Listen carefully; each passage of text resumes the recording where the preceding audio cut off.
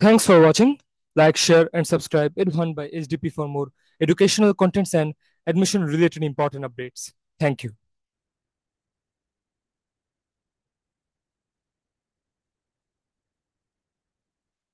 Hello everyone, welcome to my channel. আশা করি তোমরা সবাই ভালো আছো এবং সুস্থ আছো। এই ভিডিওতে কথা বলতে যাচ্ছি অস্টের স্প্রিং 2024 অ্যাডমিশন সেশন নিয়ে। অস্ট অর্থাৎ Ahsanullah university of science and technology, বাংলাদেশের এ গ্রেড প্রাইভেট ইউনিভার্সিটিগুলোর মধ্যে ডেডিকেটেডলি ইঞ্জিনিয়ারিং ইউনিভার্সিটিগুলোর মধ্যে অন্যতম। তো এই ইউনিভার্সিটিটির অ্যাডমিশন এর একটা জরুরি আপডেট নিয়ে কথা বলতে যাচ্ছি মূলত এই ভিডিওতে।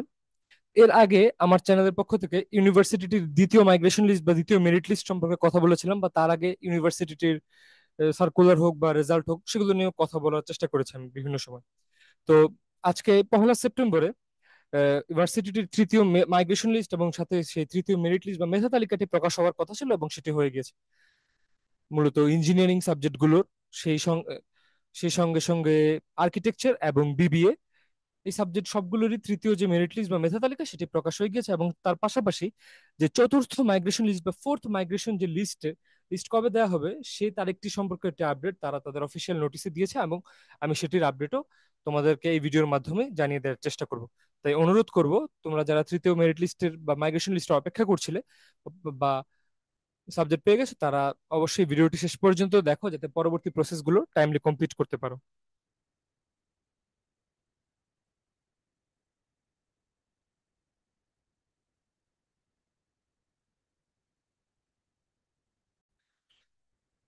স্ক্রিনে তোমরা যদি দেখো, তোমরা দেখতে পারছো যে অস্ট্রেলিয়া অ্যাডমিশনের ওয়েবসাইটের তৃতীয় কলের বা থার্ড মেরিট লিস্টের যে লিস্টগুলো সেগুলো দিয়ে দেওয়া আছে সিরিয়ালি। ইঞ্জিনিয়ারিং প্লাস আর্কিটেকচার স্লটের দেখা এখানে দেখতে পারছো যে জেনারেল কোটা বা মেধা আসনে ইঞ্জিনিয়ারিং প্রোগ্রামগুলোর জন্য থার্ড কল দেওয়া আছে, এবং তার পাশাপাশি রিমোট এরিয়া কোটা বা প্রত্যন্ত অঞ্চলে যারা রয়েছিল শিক্ষার্থীরা, তাদের জন্য একটি লিস্ট দেওয়া আছে। আর্কিটেকচারের জন্য একটি লিস্ট দেওয়া আছে, এবং তার পাশাপাশি বিবিএ প্রোগ্রামের জন্য অর্থাৎ ব্যাচেলর অফ বিজনেস অ্যাডমিনিস্ট্রেশনের জন্য একটি তৃতীয় মেধা তালিকা দেওয়া রয়েছে। তো এগুলোর চলো একটু ডিটেইল আলোচনা করে নেওয়া যাক। তো এখানে স্ক্রিনে তোমরা দেখতে পারছো যে একটি নোটিশ দেওয়া হয়েছে, undergraduate admission engineering programs spring 2024 semester, third call for migration or admission from general quota. A number of seats are vacant in the different engineering programs, which will be filled up from the following lists. Details of the selected candidates are given below. The candidates selected for admission are hereby instructed to get admitted into the selected programs by 5th September 2024, obviously within banking hours. The details of the admission procedure are available on the website. এখানে একটা link দেওয়া আছে, তোমরা ব্র্যাকেটে দেখতে পাচ্ছ। এটা অবশ্যই কপি করে তোমরা তোমাদের ব্রাউজারে পেস্ট করে নিবে, যাতে তোমরা তোমাদের এই যে অ্যাডমিশন ফি দেওয়ার যে প্রসেস সেটা তোমরা একটু দেখে নিতে পারো। এছাড়া বলা আছে যে the selected candidates should pay 1,31,000 টাকা এক্সক্লুডিং ট্রান্সপোর্টেশন ফি, বা যাতায়াতের যে ফি সেটি বাদ দিয়ে 1,31,000 টাকা তোমাদেরকে দিতে হবে। সেটা তোমরা পে অর্ডার করতে পারো চাইলে, অথবা তোমরা ক্যাশ ডাইরেক্ট দিতে পারো কোনো ওয়ান ব্যাংকের ব্রাঞ্চে। এখানে ব্র্যাকেটে আরেকটি লিংক দেওয়া আছে, যেখান থেকে তোমরা চাইলে ওয়ান ব্যাংকের ব্রাঞ্চ গুলো দেখতে পারবে। তো যারা ধরো রাজধানী ঢাকার বাসিন্দা, উম, তারা তো অবশ্যই ঢাকার কোনো ব্রাঞ্চে, অবশ্যই তোমাদের কাছাকাছি কোনো ওয়ান ব্যাংকের ব্রাঞ্চে যে তোমরা তোমাদের টাকাটা ডিপোজিট করে দিতে পারবে। তবে যারা ধরো ঢাকার বাইরে আছো, অনেকেই ঢাকার বাইরে থেকে অনেক কাছে এই ইঞ্জিনিয়ারিং ইউনিভার্সিটিতে ভর্তি হয়। তো যারা ঢাকার বাইরে থেকে তোমরা অস্ট্রেলিয়ায় ভর্তি হবে তোমরা, তো তাদেরকে বলবো যে তোমরা আগে তোমাদের লিস্টে তোমাদের যে জেলা রয়েছে সেখানকার কাছাকাছি কোনো ওয়ান ব্যাংকের তালিকাটি দেখার চেষ্টা করবে। যদি থাকে অবশ্যই তোমরা চাইলে সেখানে ভর্তি কার্যক্রমটি কমপ্লিট করে ফেলতে পারবে। এবং দেন ক্লাস স্টার্টিং হওয়ার যদি কোনো নোটিশ দেয় ভার্সিটি কর্তৃপক্ষ, তারা যখন দিবে তোমাদেরকে, তখন তোমরা সেভাবে আসার প্রস্তুতি নিতে পারবে চাইলে।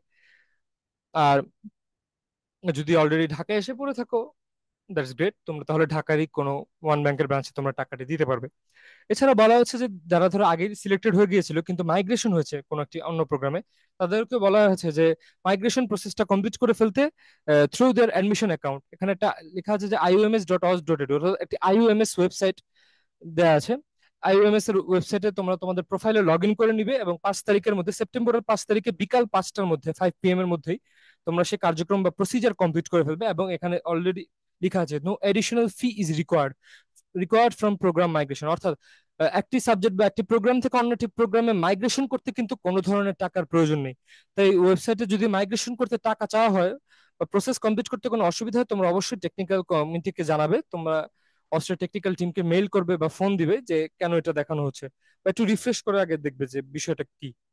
কারণ মাইগ্রেশনের ক্ষেত্রে টাকা চাওয়ার কথা না, যেহেতু তারা এখানে লিখে দিয়েছে। তারপর বলা আছে যে the candidates from category 1 engineering plus architecture admitted into the engineering programs and seeking migration to the architecture program are advised to contact with the chairman of undergraduate admission committee for further assistance। অর্থাৎ কেউ যদি ধরো engineering এবং architecture দুটোতেই ভর্তি হয়, কিন্তু ধরো ইঞ্জিনিয়ারিং থেকে আর্কিটেকচারে মাইগ্রেট করতে চাচ্ছ কোনো কারণে, তাদেরকে একটু অ্যাডমিশন অফ অ্যাডমিশন কমিটির যিনি প্রিন্সিপাল চেয়ারম্যান রয়েছেন তার সঙ্গে কথা বলতে বলা হয়েছে।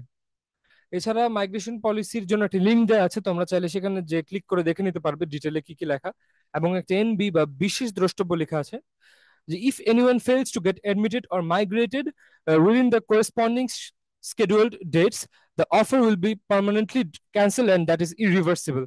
অর্থাৎ তোমরা যদি নির্দিষ্ট সময়ের মধ্যে ভর্তি হতে বা মাইগ্রেশন কমপ্লিট করতে ব্যর্থ হও, তাহলে কিন্তু তোমাদের জন্য এই অফারটি পার্মানেন্টলি বা একদম স্থায়ীভাবে বাতিল হয়ে যাবে, এবং দ্যাট ইজ ইরিভার্সেবল। অর্থাৎ এটা কিন্তু তোমরা চাইলে আবার ফিরিয়ে নিতে পারবে না, মানে কোনোভাবে এটা ব্যাক করা যাবে না।